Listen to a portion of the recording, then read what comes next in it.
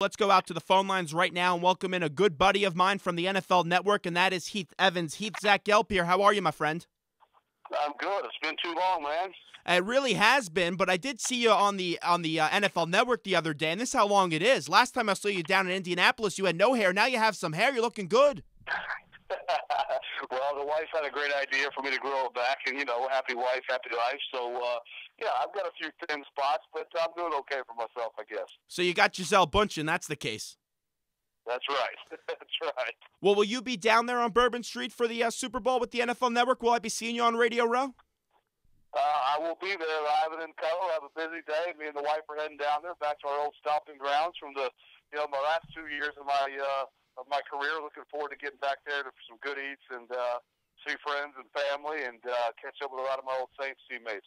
I know we talked about this year, last year on Radio Row, and you said you were really looking forward to the possibility of the Saints possibly making the Super Bowl, and then everything with Bountygate happened. I never got to get your take on that. What is your take on what happened with the whole Bountygate? Well, I mean, obviously, it turned out to be a mess for the league. I'm happy. I'm thrilled for obviously the players that I played with. The suspensions worked. I guess that they were overturned. My take on it from the jump was the intent to hurt, the intent to maim, the intent to end people's careers, to do those things. It was never a part of our locker room. We, like a lot of other locker rooms, had kind of a pay scale for great plays. Like every locker room I've ever been a part of, for tackles inside the 20, game-changing hits, all the different things. I think the rhetoric of Greg Williams got people in more trouble than really what was there. But all that being said, it's a great thing for the league that it's over and done with. It's a great thing for the players that were involved. And it's sad that a great Super Bowl year has been somewhat tainted by, I think, disgruntled employees as well as just false claims. Do you think Sean Payton returns next year with the Saints? I think he will be. Some people say he may not. I think he'll be back next year, though. Absolutely. There's only one Drew Brees. Those guys are locked for him. They both owe each other a great deal of their own success. And you know what? This offense, obviously, Pete Carmichael did a great job balancing the lack of Sean Payton. But Sean Payton loves New Orleans. As long as Mickey Loomis is there and as long as Mr. Benson is at the helm there, I see Sean Payton being the head coach there. Heath Evans, former NFL player, now with the NFL Network, doing a phenomenal job being an analyst, joins us here. Zach Gelb here with you. And Heath, let's get to the Jets. Who do you believe in this whole thing between Tebow and Rex Ryan? Do you really think Tebow went to Rex Ryan and said, hey, I'm not playing the Wildcat? No, I think Tebow went to him and said, hey, what's your problem? I mean, I'm your backup quarterback. Why are you skipping me? We all know why they're skipping him. They want to save face. They'd look real stupid if Tebow would have gone in and, won these last two games of the season. So not only did they skip him last week, they're skipping him again this week. McElroy gets a concussion, and now they're going back to Sanchez. I don't know what they're doing. I mean, it's a mess there. Tannenbaum needs to be fired. Mr. Johnson needs to get a real grasp on what it takes to win in this business. I do think Rex Ryan can be that guy. But you've got the ultimate quarterback sitting in your back pocket. If you want to play ground and pound football, don't let it just be rhetoric. Let it be real truth. 2009, 2010, they ran the ball with the best of them. They stopped the run. They played great defense. Mike Westhoff, his special teams were still some of the best. And you bring in Tim Tebow, which I took a lot of heat for saying start Tim Tebow. I mean, I've seen enough of Mark Sanchez. Great kid. Love his work ethic. I love that he's the first one in the building and the last one out. I love all those things.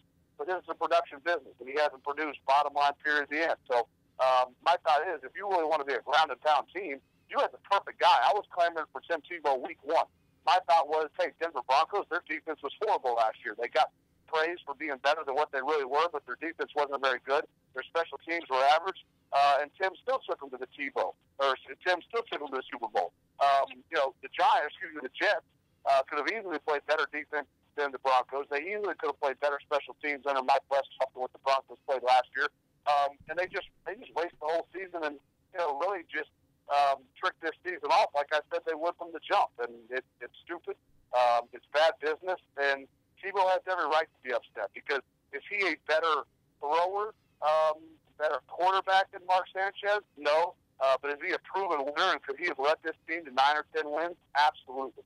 So will Mark Sanchez be the quarterback for the Jets next year? It's going to be tough to move that salary, and I wouldn't think any team, it'd be ludicrous if a team went out there and tried to trade for him with that contract. Well, no one's trading for him with that contract, and the problem is the money says that he will be there. That being said, at times you just got to know when to take a big loss, and say, hey, we made a mistake. We've got to move on. I would cut bait with Sanchez. I'd bring in, if you're really a true ground and pound team, I'd do whatever it takes to get Alex Smith to New York, have a true quarterback that can manage every aspect of the game, that can make all the throws, and you've got yourself a quarterback that I think can really win under a Rex Ryan style of ball. Get some toughness back into your defense. Let Alex Smith, handle what weapons they can give him. Go out and get a really, truly gifted running back and make things happen. We all know this would be the bad decision, but you could actually see it happening, knowing the way that Woody Johnson just likes to go out there and create some headlines. How about Michael Vick? It would be a bad football move, but the Jets would definitely do it to sell some seats. Well, I don't know if it'll be a bad football move. If Michael Vick can stay healthy, you've got a quarterback that can flat out win football games. And he still scares the death out of every defensive mind out there because he's Michael Vick. And if you can get a true quarterback coach in there that's going to coach him like he was coached in 2010 when we saw a lot of growth, your real only concern with Michael Vick is health. I mean, the whole Philadelphia Eagles team, they're just going to turnover-driven machine. Yes, Michael Vick, but it's almost every person other than McCoy. McCoy was about the only one who didn't fumble the ball. And so I think if you get him out of Philly, some of those interceptions will dissipate.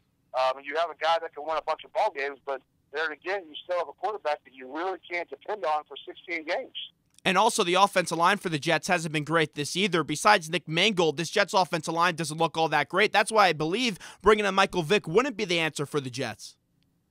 Well, I mean, the thing about Michael Vick is he can make your offensive line look a lot better than what it is because you can do so many things that can slow down a pass rush. But if you go back to the issues at offensive line, I think it's a Rex Ryan problem. I think he's too soft on these guys. I think he's too complimentary. I don't think enough, at least from the outside world, there's not enough, I think, just discipline and structure and accountability, and everyone's his best friend, and everybody loves the head coach. Well, if everyone loves the head coach, you've probably got issues on your football team, and it's very clear that they do. I'm a big Rex Ryan fan because I love the defensive product in the sense of a game plan that he puts out there.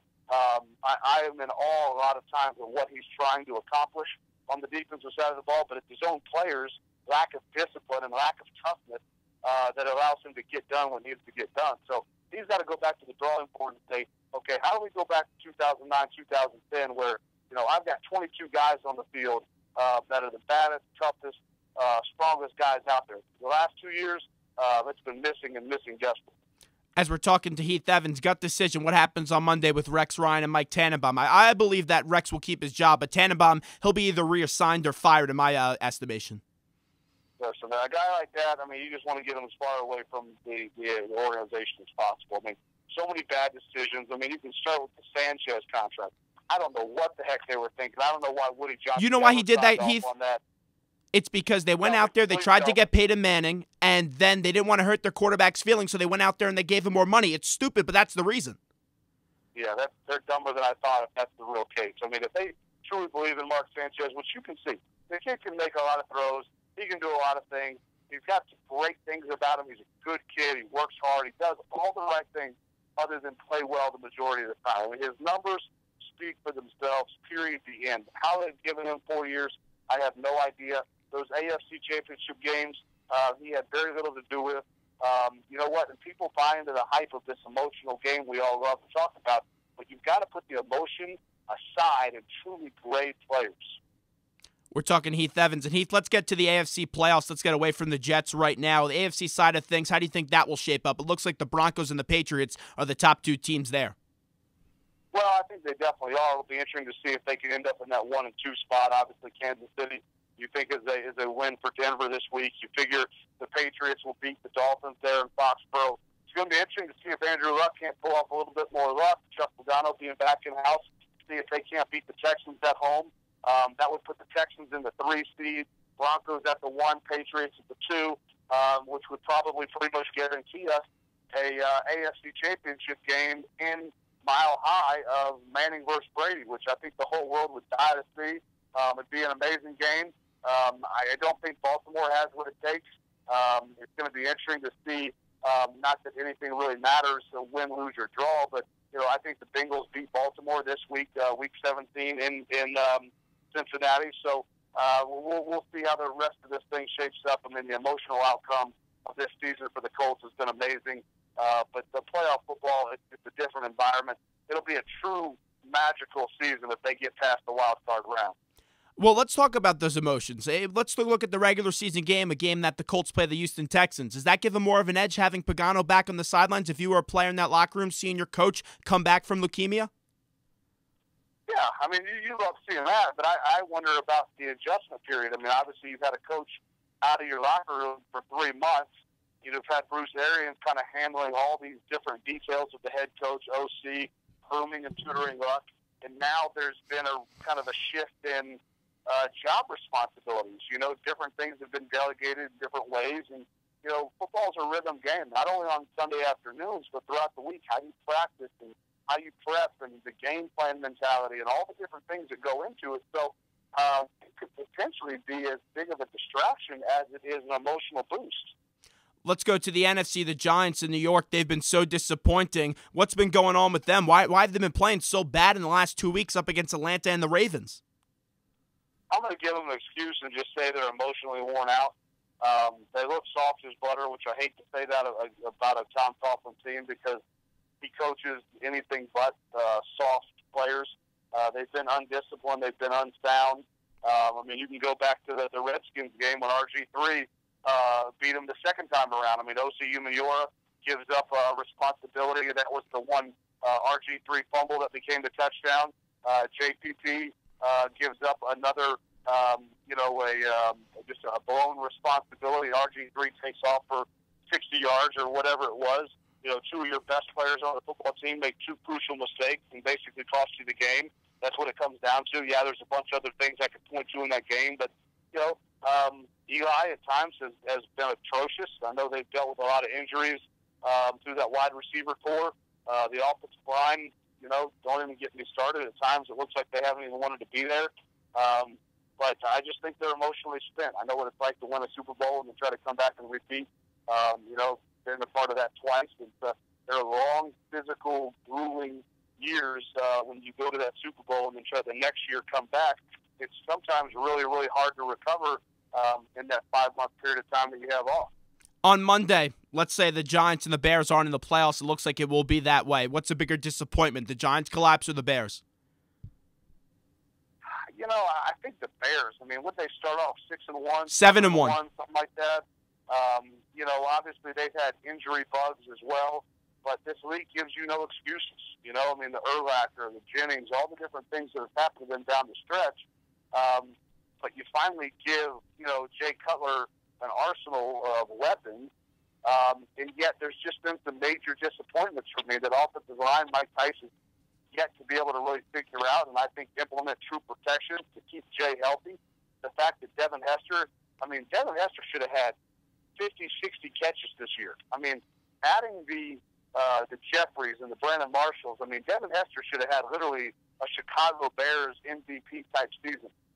And they've just found no way to get him involved whatsoever. With all the attention that Brandon takes up, and a Matt Forte being dinged up, but all the attention that he garners from your front seven to stop the run, Devin should have had an amazing year for them. And it's just frustrating to me to see the lack of creativity to get Devin involved there. So, I don't know. I think I'd probably go with the Bears just because I kind of, in my mind, like I said, I've given the Giants somewhat of an excuse. A few more questions right before we let you go as we're talking to Super Bowl champion Heath Evans of the NFL Network now. Heath, I want to get your take on the Redskins going up against the Cowboys. Tony Romo, will this be the year he finally finds a way to win a big game? And also, how is this defense of the Cowboys going to stop RG3 and Alfred Morris? Well, I mean, defensively, I think it's just hit RG3. And I don't mean anything dirty. I just mean hit to the echo of the whistle. If they get back into that zone option read scheme, every time that, DeMarcus Ware or Spencer or one of these other defensive players from the Cowboys has an opportunity, they literally need to waylay RG3. They need to make him think pitch early. They need to make him think, stay in the pocket, don't run, because I don't want to take hits.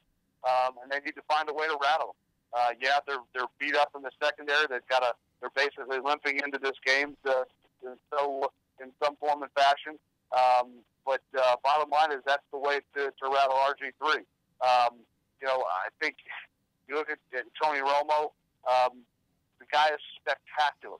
The problem is he's just been known for those one or two mistakes per game that kind of erase the spectacular. I mean, he's rewriting the record books in Dallas. Since November, since really DeMarco Murray got healthy, this offense has been one of the best in football, and that's what I expect to see Sunday. I honestly expect to see one of the best games that Tony Romo's ever played. Before we let you go, Richard Sherman, were you surprised that he won his appeal today? Heck yeah. Man, Zach, I don't have a clue how he got out of that. I mean, you look at the bounty stuff. I mean, he said, she said, disgruntled employees.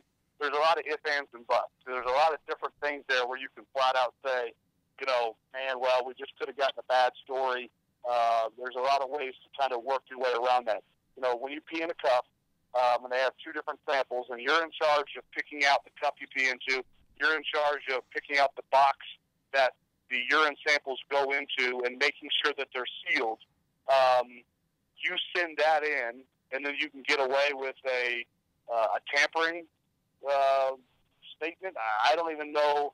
I've never seen anything before in my life like it. If he's innocent, I'm glad he got off, and I'm glad that he was able to convince Roger Goodell that it had been tampered with.